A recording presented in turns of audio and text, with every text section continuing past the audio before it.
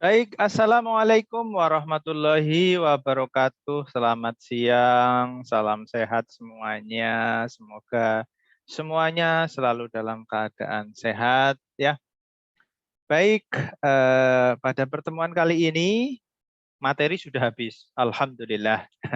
Sudah sampai pada modulasi analog ya yang mencakup amplitudo, frekuensi sama fase. Oke. Baik, kali ini terus ngapain? Nah, saya ingin mendemokan, mendemokan bagaimana membuat sistem komunikasi analog berbasis modulasi AM. Terus menggunakan apa? Menggunakan MATLAB ya. Kalau mungkin offline saya bisa bawa device-nya ya ke depan kelas menggunakan software Divine Radio. Kita bisa hands on bagaimana mentransmisikan suara AM ya. Kemudian diterima ya, tapi karena masih terbatas pandemi ya saya mohon maaf. Jadi saya ingin mendemokan berbasis MATLAB saja ya.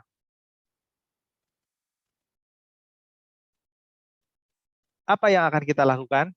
Kita akan melakukan atau merancang sebuah sistem ya, sistem komunikasi kasih analog ya, analog berbasis apa?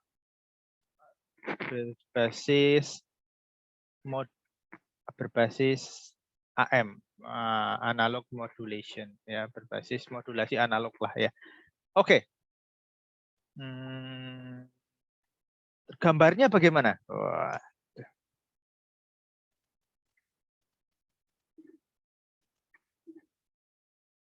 Oh, ke atas ini ternyata. Maaf. Oke, kelihatan ya. Nah, gambarnya gimana sistem? Sistem berarti kan kalau kita ingat bahwa berarti ada input dan output ya, ada input dan output. Di sini katakanlah ada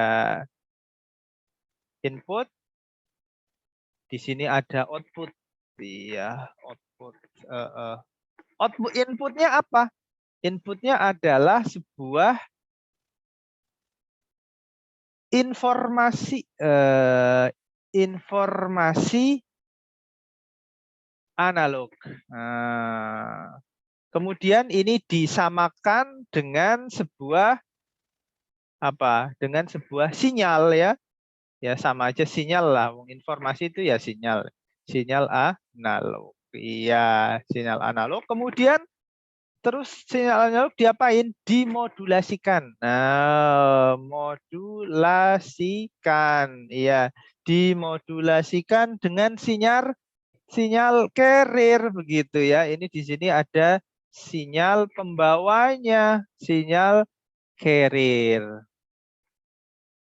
Kemudian dari sinyal carrier, kemudian ini hasilnya adalah sinyal termodulasi ya, sinyal yang sudah termodulasi. Kemudian ini dilewatkan melalui media transmisi ya, media ini media. Wah, media transmisi. Kemudian setelah di media transmisi sampai ya, sampai di sisi receiver. Iya, di sisi receiver kemudian sinyal itu diterima. Diterima terus apa yang pertama kali dilakukan? Yakni didemodulasikan ya. Ini didemodulasikan.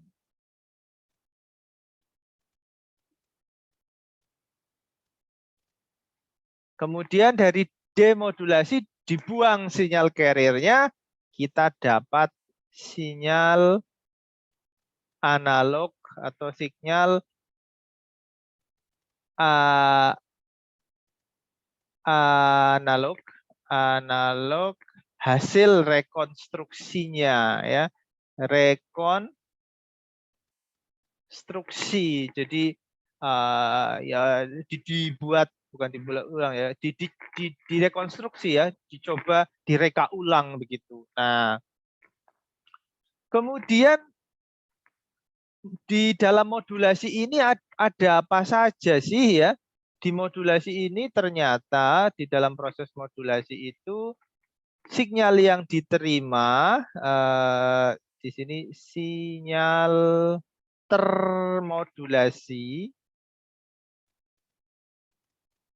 itu dikalikan dengan sinyal osilator. Osilator ini dengan frekuensi sama dengan frekuensinya itu sama dengan frekuensi carrier gitu. Setelah itu ya, setelah itu sinyal ini difilter ya. Filter menggunakan low pass. Low pass filter. Menggunakan low pass filter. Ya sudah. Ini adalah jadi di sini itu di dalam modulasi ini adalah prosesnya begitu. Ini mulai dari sini berakhir di sini. Yes, begitu. Nah, kemudian di dalam media transmisi kita juga bisa menambahkan noise. Iya, noise. Nanti kita akan melihat pengaruh efek dari noise terhadap sinyal analog hasil rekonstruksi. Kira-kira seperti itu. Yes. Oke, yuk kita mau mendemokan. Waduh, saya stop share. Oke. Oke, MATLAB-nya mana MATLAB-nya? Oke, saya akan ngoding. Ini codingnya baru jadi ini ya, baru jadi.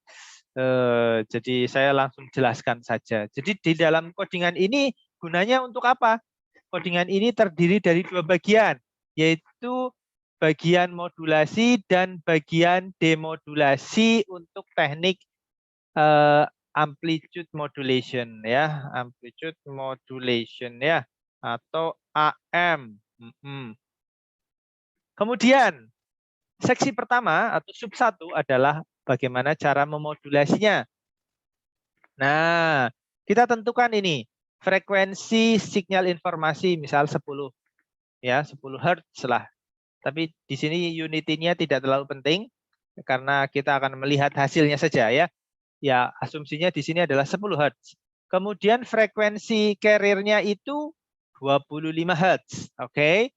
Kemudian ini variabel T, ini sebenarnya untuk menghitung sampel ya, sampel sinyal dalam 1 detik. Iya, dalam 1 detik. Ini kalau di total ada 1001 sampel begitu. Kenapa sampelnya harus banyak?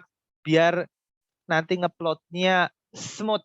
Iya, tidak patah-patah begitu ya, biar smooth begitu. Kemudian setelah itu kita masukkan parameter amplitudonya dari frekuensi dari amplitudo sinyal informasi. Kemudian kita masukkan juga amplitudo untuk sinyal carrier ya. Kemudian ini adalah sinyal informasinya ya. Kita membuat sebuah sinyal informasi. Di sini kita tentukan bahwa sinyal informasinya adalah mengikuti fungsi kosinus. Jadi sinyal informasinya adalah kosinus. Ya biar gampang begitu ya. Karena contoh itu gampang. Iya. Nah, kalau contoh susah nanti sulit dipahami. Oke. Oke. Kemudian sinyal carrier-nya juga kebetulan sama kosinus ya. Kosinus. Tapi yang dibedakan adalah di sini frekuensi nya ya, ini VFM, di sini FC. Kemudian amplitudenya aja kita bisa setting masing-masing ya. Ini amplitude untuk sinyal informasi, ini amplitude untuk sinyal carrier. Kemudian kita menghitung indeks modulasi. Di sini saya pakai variabel U ya. pakai variabel U, kemudian dari kita tahu sinyal informasinya, sinyal carrier-nya, kita tahu indeks modulasinya, ya, maka kita bisa memodulasikan. Ya, ini memodulasikannya, ya, memodulasikan menggunakan amplitude modulation. Nah, ini skip dulu, ini skip dulu, ini skip dulu, ya. Oke, kemudian, nah setelah itu kita pingin plot, ya, diplot, ya, diplot apanya? Sinyal informasinya seperti apa sih? Sinyal carrier-nya seperti apa sih? Sinyal hasil termodulasinya seperti apa? Ah, kita coba running. Yes. Yuk kita running yuk. Wah, kita masukkan dulu ini amplitudo dari sinyal informasinya 5. Itunya 10 kan ya? Kita 10 ya bolehlah. Oke.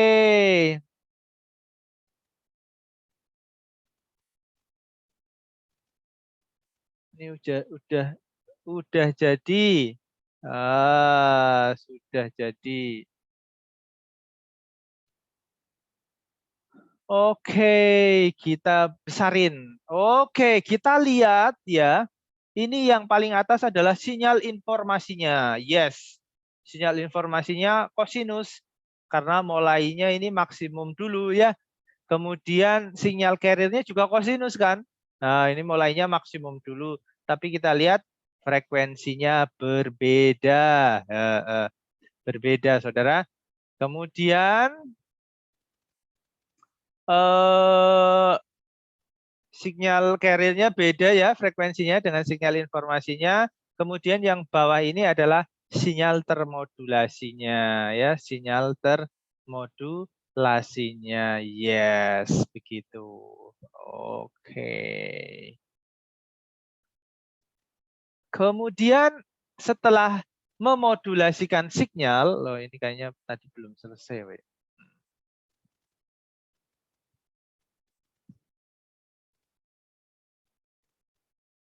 Oke, nggak apa-apa. Sudah benar tadi. Oke, kita lanjutkan sekarang mendemodulasikan. Oke, mendemodulasikan. Yes. Ngapain kita? Ya, pertama sesuai dengan skemanya adalah ini adalah sinyal termodulasi kan, dikalikan dengan sinyal osilator. Iya, lokal osilator dengan frekuensi yang sama. Oke, kemudian setelah itu kan harusnya difilter ya, difilter. Nah, difilter menggunakan low pass filter. Nah, filter itu bekerjanya di mana? Di domain apa? Di domain frekuensi kan? Nah, oleh karena itu kita harus mentransformasikan sinyal dari domain waktu ke domain frekuensi. Ini menggunakan FFT, Fast Fourier Transform. Saya kira kalian sudah dapat di matematika teknik. Dan kalau yang sudah ngambil sinyal dan sistem, ya mestinya sudah tahu mekanismenya. Tapi di mata kuliah ini saya tidak akan bahas ya tentang FFT ini, tinggal pakai aja, pakai ya. Kemudian setelah ditransformasikan ke dalam frekuensi carrier, nah baru kita bisa filter ya, baru kita bisa filter. Filter itu bekerja dalam domain frekuensi. Nah, kita rancang nih filter low pass filter ya, low pass filter. Nah, low pass filter ini saya kasih tahu ini pakai filternya. Pak, ini filter jenis apa, Pak? Gitu kan. Mungkin kalian sudah mengambil rangkaian elektronika. Nah, kalau di rangkaian elektronika kalian dituntut untuk bisa merancang sebuah filter analog ya, analog. Tapi di sini karena kita berbasis MATLAB, berbasis signal processing, kita merancang filter digital. Iya, ini kategorinya itu filter digital low pass. Sekarang ini pakai aja. Saya tidak akan membahas tentang ini, Pak. Tapi kan saya ingin tahu. Wah, bagus. Kalau ingin tahu, ada mata kuliahnya di sinyal dan sistem juga. Nanti jadi di dalam sinyal sistem kalian akan belajar bagaimana menggunakan FFT, mengolah sinyal. Kemudian implementasinya adalah bagaimana merancang filter digital. Yes, menarik sekali. Kita tidak perlu nyolder-nyolder. Kita cukup coding saja, cucuk manis sambil minum teh, ngoding, jadi filternya. Tidak perlu nyolder-nyolder. Oke, tapi itu seni lah ya. Terserah masing-masing ada keuntungan dan kelebihannya. Yes. Kemudian lanjut. Nah, ini adalah sintak untuk memfilter ya. Ini adalah sintak memfilter. Memfilter apa? Ya ini, sinyal dalam domain frekuensi difilter dengan domain apa? Dengan filternya. Ya, istilahnya dimasukkan ke dalam filter, di sini dikalikan. Yes. Yes. Kemudian ini adalah sinyal yang sudah terfilter. Iya, tapi masih dalam domain frekuensi. Oleh karena itu kita harus rubah lagi ke domain waktu ya. Ya, domain waktu. Makanya di sini digunakan inverse ya, inverse FFT, sebaliknya atau kebalikannya. Jadi merubah dari sinyal domain frekuensi ke sinyal domain waktu. Kemudian kita plot nih ya. Kita plot sinyal termodulasinya kayak apa gitu kan. Kita plot sinyal dalam domain frekuensi seperti apa bentuknya. Kemudian sinyal yang sudah terfilter dalam domain frekuensi. Kemudian sinyal hasil rekonstruksinya seperti apa begitu ya. Kita lihat ya, kita run. Clear all CLC. Yes. Oke, kita run. Yes. Run. Masukkan amplitudo informasinya 5, boleh. Amplitudo carrier-nya 10, boleh. Kita tunggu, bentar lagi jadi. Yes. Ini yang paling bawah. Yuk. Yes, saya drag ke atas. Yes, kita lihat. Kita analisis bersama. Oke, kita lihat. Ini adalah sinyal yang informasinya. Bentuknya kosinus ya. Ya sinusoid, tapi bentuknya kosinus. Kemudian ini sinyal carrier-nya. Ya, sinyal carrier-nya mempunyai frekuensi yang lebih tinggi. Yes. Kemudian di sini ada amplitudonya. Sinyal termodulasinya. Ya ini sudah tidak karuan. Aduh. Ya ada polanya tapi sudah tidak sinusoid murni ya. Amplitudonya sudah naik turun begitu. Kemudian ini adalah sinyal ini dikali dengan osilator. Iya, dengan osilator ya, seperti ini. Kalau kita lihat ini masih merefleksikan ya. Nih, mari merefleksikan sinyal informasinya nih. Wah, ini bagaimana ini kita mengekstrak sinyal yang biru ini begitu ya. Nah, kita FFT-kan. Ini adalah sinyal ini dalam domain frekuensi. Kita lihat ini adalah sinyal carrier-nya, ini adalah sinyal informasinya. Jadi kalau di analisis atau kita petakan, ini adalah yang atas, ini adalah yang ini carrier-nya. Yes. Kemudian saya hapus. Kemudian kan setelah ini diapain? Difilterkan menggunakan low pass filter kan? Menggunakan low pass filter. Jadi low pass filter itu bagaimana cara kerjanya? Low pass, bahasa Inggrisnya low pass. Bahasa Indonesianya berarti melewatkan sinyal-sinyal dengan frekuensi low atau frekuensi yang rendah. Iya. Nah, kita bisa klasifikasikan ini adalah frekuensi rendah, ini adalah frekuensi yang lebih tinggi gitu ya. Oleh karena itu low pass filter itu bagaimana cara kerjanya? Ya kira-kira seperti ini. Set. Yes. Dikalikan. Nah, ini dikalikan berarti kan sinyal yang ini 2 ya, dikalikan dengan yang merah. Hasilnya kan seperti ini kan. Tinggal yang ini doang. Iya, betul. Tinggal yang ini doang. Nah, ini adalah spektrum sinyal informasinya yang akan kita rekonstruksi. Oh, aduh.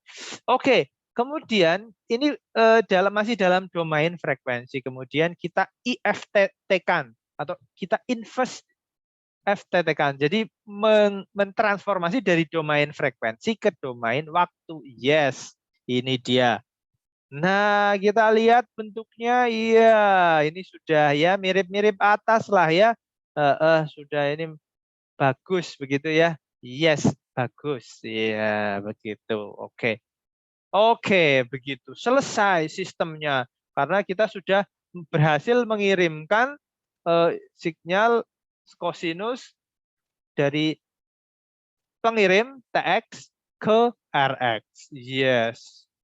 Selesai. Oke. Waduh, selesai, Pak. Saya pingin lagi. Oke.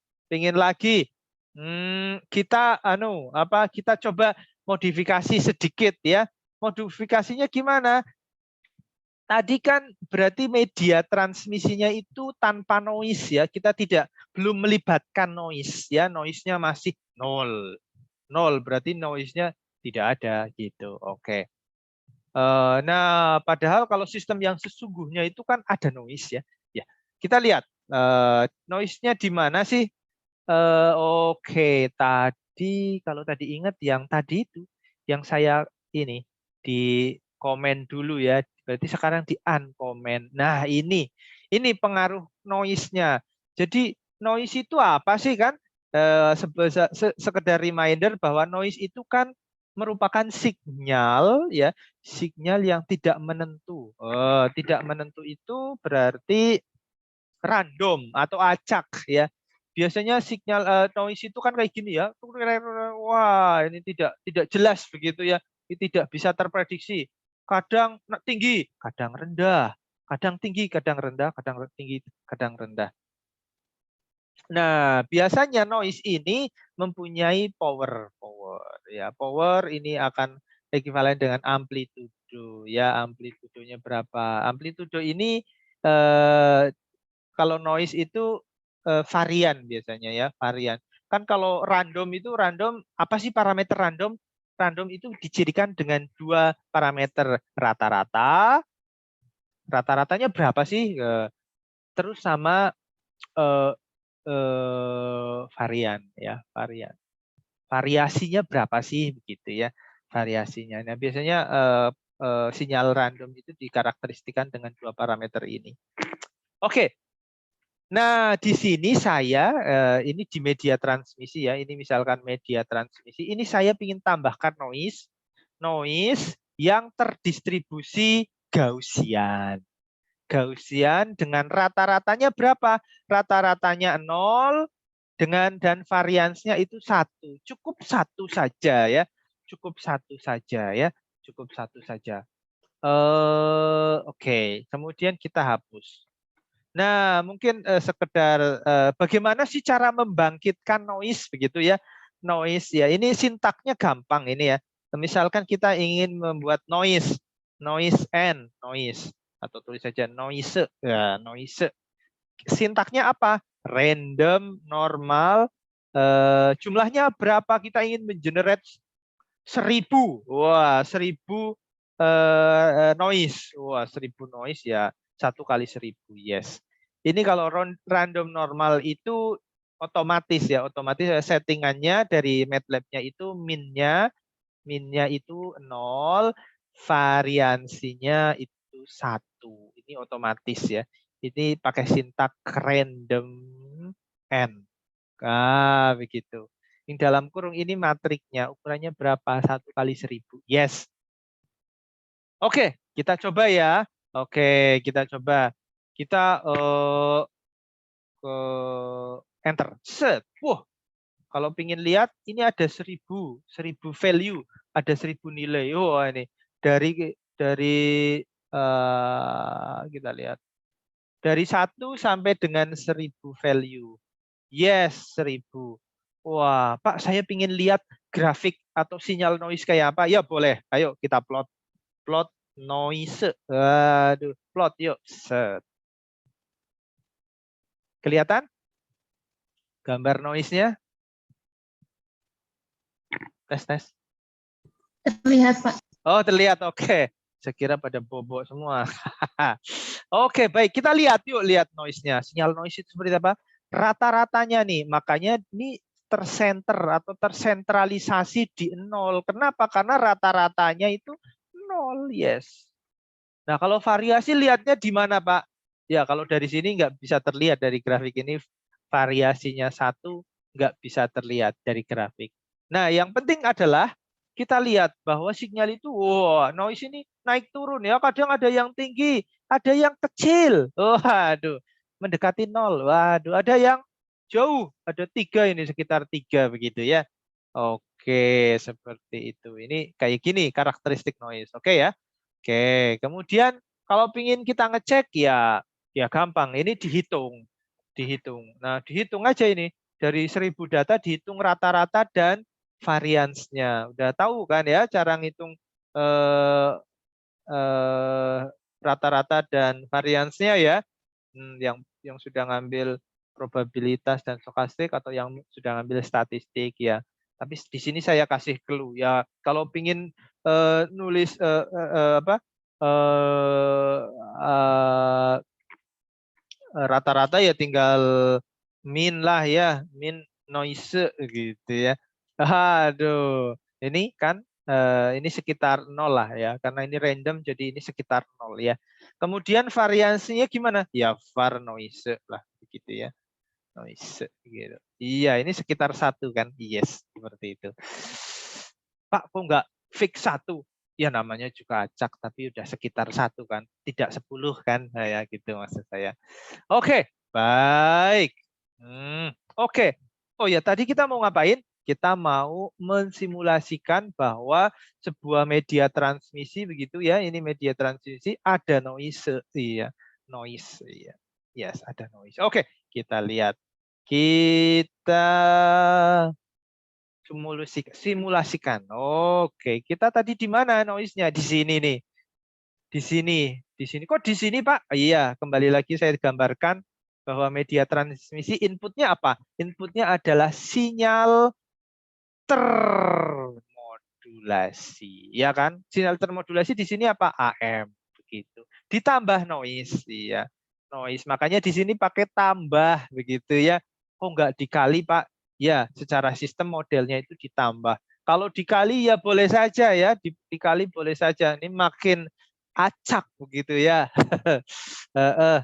Ini saya gunakan amplitudo noise-nya itu 5 begitu ya. 5, power noise-nya 5 ya. Amplitudo atau power noise-nya 5.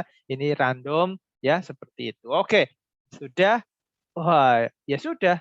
Kalau sudah ya kita sudah dapatkan sinyal termodulasi plus noise ini yang nanti akan diterima di sisi receiver. Yes. Oke, kalau oleh karena itu kita run, yuk run. Ya, oke. Mana. Oke. Tetap 5 lah begitu ya. Amplitudo informasinya sama 5. Ini berapa? 10 ya boleh lah. Ini lagi mikir, bisi. Oke, bentar lagi jadi yes. Oke, yes, jadi yes. Kita lihat.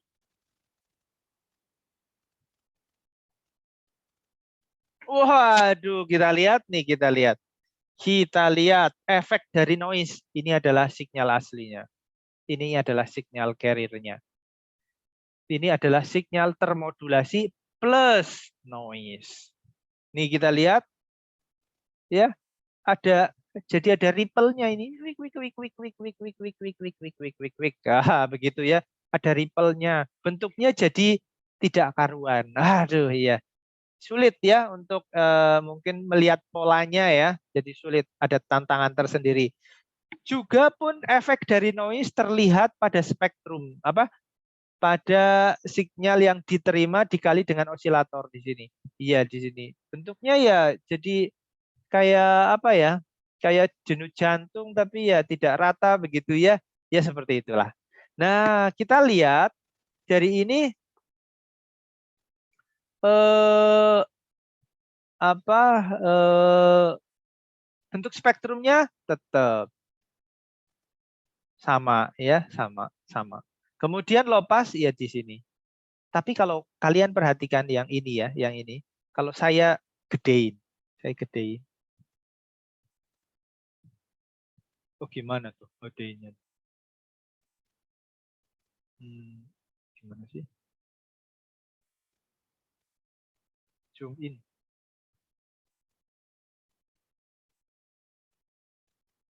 Wah bisa ya.